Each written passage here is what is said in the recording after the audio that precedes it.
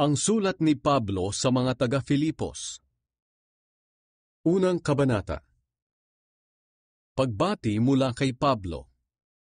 Mula kay Pablo, kasama si Timoteo na kapwa ko lingkod ni Hesukristo. Mahal kong mga banal na kay Kristo Jesus diyan sa Filipos, kasama ng mga namumuno sa inyo at ng mga tumutulong sa kanila. Sumainyo nawa ang biyaya at kapayapaang galing sa Diyos na ating Ama at sa Panginoong Hesukristo. Ang panalangin ni Pablo para sa mga taga-Filipos.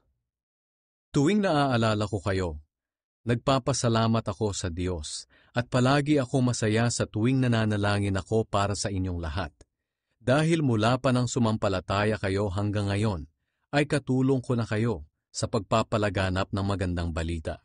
Natitiyak kong ipagpapatuloy ng Diyos ang mabuting gawain na sinimulan niya sa inyo hanggang sa araw ng pagbabalik ni Kristo Jesus.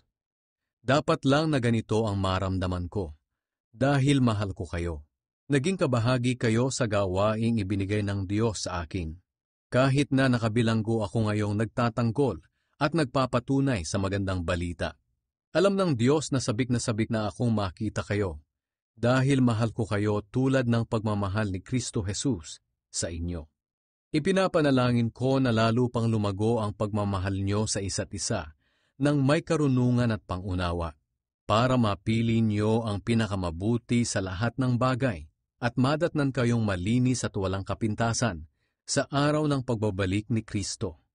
Mapuspos nawa kayo ng mga katangiang ipinagkaloob ni Hesukristo sa inyo, para maparangalan at mapapurihan ng Diyos. Ang kagalakan ni Pablo na naipapangaral si Kristo. Mga kapatid, nais kong malaman ninyo na ang mga nangyari sa akin ay nakatulong ng malaki sa ikalalaganap ng magandang balita. Sapagkat alam na ng lahat ng guwardiya sa palasyo at ng iba pang naririto na nabilanggo ako dahil sa pagsunod ko kay Kristo. Dahil din sa pagkakabilanggo ko, lalo pang tumibay ang pananampalataya ng karamihan sa ating mga kapatid sa Panginoon at lalo rin silang tumapang sa pagpapahayag ng magandang balita. Totoong may ilan diyan na nangangaral lang tungkol kay Kristo dahil naiinggit sila sa akin at gusto nilang ipakita na mas magaling sila kaysa sa akin. Ngunit may ilan din namang tapat ang hangarin sa pangangaral. Nangangaral sila dahil sa pagmamahal at alam nilang dinala ako rito ng Diyos para ipagtanggol ang magandang balita. Ang mga taong naiinggit ay hindi tapat sa pangangaral nila tungkol kay Kristo. Ginagawa nila ito dahil sa pansariling hangarin. Inaakala nilang lalo pang madadagdagan ang mga paghihirap ko sa bilangguan dahil sa ginagawa nila. Pero walang anuman ang lahat ng iyon sa akin. Nagagalak pa nga ako sa mga pangyayari dahil kahit papaano, naipapangaral si Kristo, tama man o mali ang hangarin nila.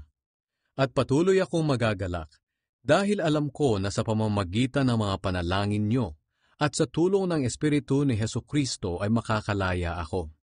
Malaki ang hangarin at pag-asa ko na hindi ako mapapahiya, kundi tulad ng dati, magkakaroon ako ng lakas ng loob para sa pamamagitan ng buhay o kamatayan ko ay maparangalan si Kristo. Sapagkat para sa akin, ang buhay ko ay para kay Kristo. At kung mamatay man ako, kapakinabangan ito sa akin, dahil makakapiling ko na siya. Kung patuloy naman akong mabubuhay, makakagawa pa ako ng mabubuting bagay, kaya hindi ko alam ngayon kung alin ang pipiliin ko. Nahahati ang isip ko sa dalawa, ang mabuhay o ang mamatay. Gusto ko na sanang pumanaw para makapiling na si Kristo, dahil ito ang mas mabuti.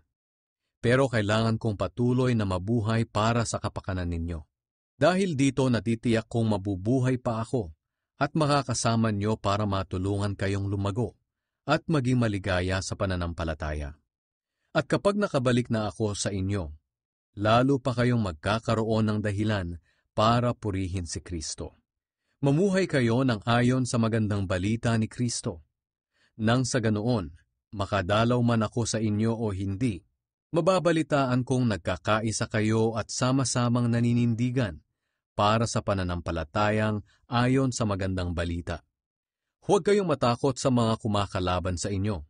Dahil kung hindi kayo natatakot, magiging palatandaan ito sa kanila na mapapahamak sila at ililigtas naman kayo ng Diyos. Sapagkat hindi lang ang pribilehyong sumampalataya kay Kristo ang ibinigay sa inyo, kundi ang maghirap din para sa Kanya.